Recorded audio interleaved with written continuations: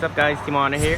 Me, Squishy Jorge. What'd you do today? Our local shop, Legends Comic, did a shop challenge, which I didn't know about yesterday until like friends told me. So, and it was free too, so why not? Yeah, that's true. And I went undefeated, and I made it to top 4, and then I lost. Oh, yeah. But we got a top 4 deck list for you guys, so. Yeah, What'd after not turning for like 3-4 months. Yeah, that's true. So, What'd you play? Based off you guys could kind of probably guess what Who it knows? is. We don't know yet. Sleeves. It's my deck Narukami. Alright, so Then- undefeated, unswiss, but Yeah. you did give it pretty good. So Starter. 4 triggers. What did you do? It's a typical draw, write it, draw one. Yeah, that's true. So yeah, so for the deck, I ran 6 draw triggers. Oh, 6 is a good Yeah. number. Yeah, I like drawing. So, and this deck does need like 8 cards, so that's why I draw. Makes sense. That's good. I like to draw. And then the 4 heals, because you know everybody likes to heal these days. Milka Hill? Yeah. And then I run fronts. How many? 4? 4. You play the old one? Yeah, it's my favorite one. I like how it looks. That's cool. And then lastly, I run 2 crits only. Only 2? How'd that go? It does its job here and there. Yeah. Like I see some decks that they run more, but I like the fronts honestly. Fronts are really good, especially when you're standing. Yeah, so it's a weird lineup. Well, you made it, so congratulations. So grade 1 lineup, I run 4 demolitions. It was an eradicator card. So first effect is on Vanguard. If it's on your Vanguard circle and if the attack hits, you draw a card. Second, on rearguard circle, if your opponent has nothing in the front row, it gets +3. So it's 11. It's like an 11k booster. Basically the whole time. Yeah. That's really good against Force, right? You make good numbers. Yeah. Behind the Vanguard, I can make like 33. That's a good number. Yeah. So next I play like best bird card, Rising Phoenix. Comes back. When you bind a card, it comes back from the grave with 3,000 more power, so it's 11k. So it's another 11k. And also, if you have an empty field and if these are in your drop zone, you could like fill it up pretty easily. Yeah, it's free. Nice to card with it, especially. Next, I run this new guy, Desert Pretty Gunner. broken. You want to explain that a little bit? Yeah, so his effect is on rear guard. So after your Vanguard's done attacking, I could give a unit +3k, and also they can Sentinel that attack.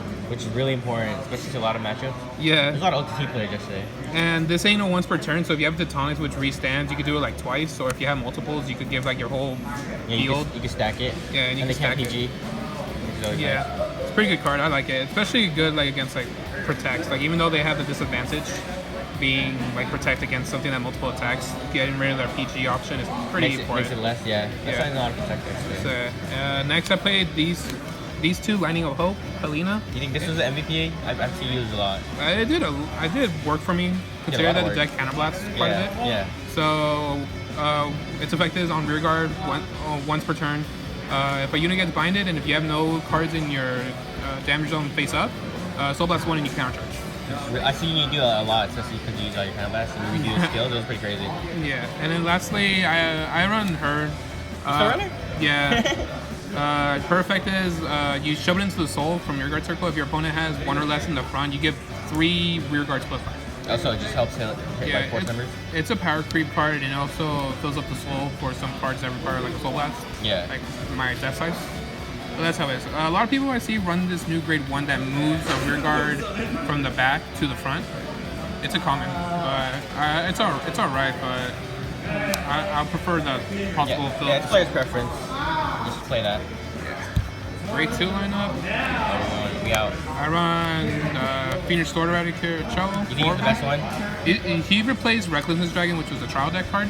Yeah. This one's placed on Vanguard or Rearguard Circle. You play it, counterblast 1, choose a column of your opponents, and then you bind the one in the front, and then you may move the one in the back to the front. So you can kill that too. So yeah, you can kill that too. And then its other effect is on Rearguard. After your Vanguard is done attacking, if your opponent has no cards in the front row, you counterblast 1 and restand it. Can you do it in grade 2 too? Yeah.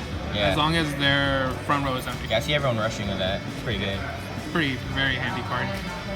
Next I run, what's this guy? Supreme Zuitin? Army Eradicator Zuitin. Oh, Zuitin. He used to soul charge before. Yeah, back then he was on hit. If it hits, soul charge, Yes. counter charge 1. Yeah. This one's effect is on rearguard circle. All the effects are rearguard circle. So if it's on rearguard circle, and if you bind a unit, it gets plus 5k, and if you have Gauntlet Buster on the Vanguard and or rearguard circles, they also get plus 5. So it stacks. So they stack.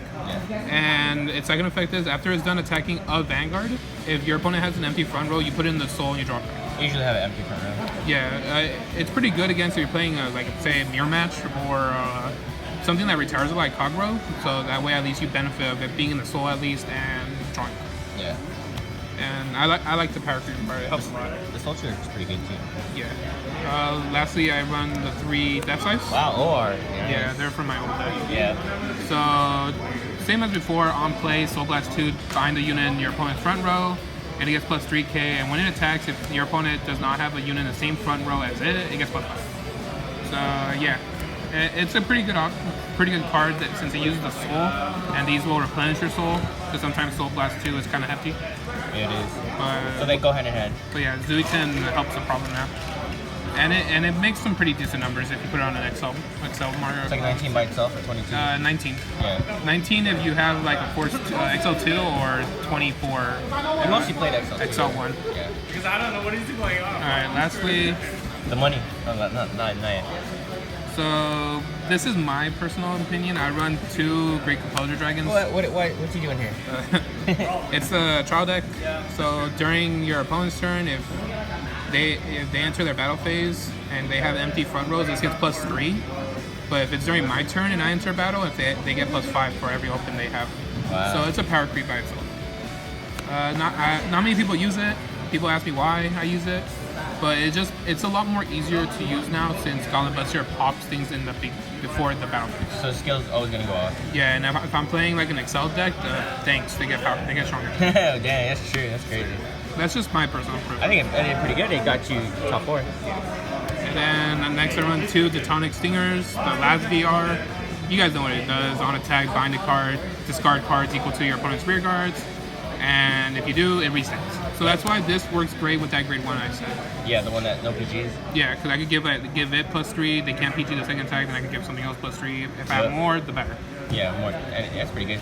And then lastly, 4 Money. Gauntlet Busters. Wow. 2 VRs. Looking good. Looking good. What's he do? Is he like the boss? He pretty much fixed up the deck, honestly. Yeah, he's pretty broken. First wave of support, they had retiring power, but not as strong as it is now because a lot of decks is superior call. So this fixes that problem. So its first effect is Counterblast 1, discard a card from your hand. You bind all the cards in your opponent's front row. Then you can move the cards in their back row to the front. And that's not a once per turn. So if you want to get rid of the entire board, you can do it twice. Counterblast 2? Mm-hmm. And its second effect is when it attacks, for every open front row in your opponent's field, it gets plus 5k to crit. So sick.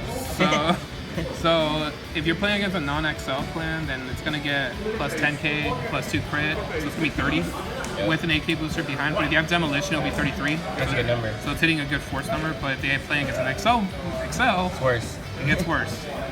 But yeah, and then markers, I just run the XL2. You didn't do one? Not one at all? Not really, I kind of want the drop. Yeah. Like I said, this deck kind of requires key pieces that you need stuff. And XL2 helps him do that. Yeah. Alright. So that was George, top 4. Hopefully you guys enjoyed. Subscribe. Comment down below your comments, thoughts. And yeah, TeamOhana, thanks.